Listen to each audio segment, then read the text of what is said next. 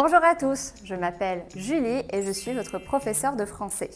Vous apprenez le français depuis plus ou moins longtemps et il vous arrive toujours de ne pas comprendre ce que l'on vous dit.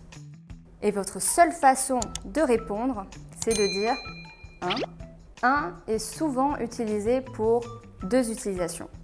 La première utilisation, c'est de l'utiliser seul pour montrer que vous n'avez pas compris. Ah, hier, je suis allé manger avec madame. Hein?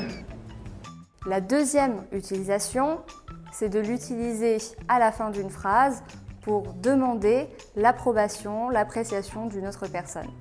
Il joue bien Mbappé, hein? Ouais. Mais aujourd'hui, on va se consacrer à sa première utilisation. En effet, utiliser tout le temps « un » pour montrer que l'on n'a pas compris, ce n'est pas forcément adapté. « Un » est une interjection informelle. Vous pouvez l'utiliser avec vos amis, parfois la famille, mais surtout pas avec vos professeurs ou votre patron et encore moins le président de la République. Dans ce cas, que pouvons-nous utiliser d'autre? Dans le cadre informel, vous pouvez utiliser « quoi ». Vous connaissez « quoi » pour dire « chemin » quand on pose une question en français. Par exemple, « tu manges quoi ?» Mais comme en chinois, il peut être utilisé aussi pour demander des explications. J'ai mangé avec ta mère hier. Quoi? Si vous voulez être plus poli, vous avez deux possibilités. Vous pouvez utiliser « comment ».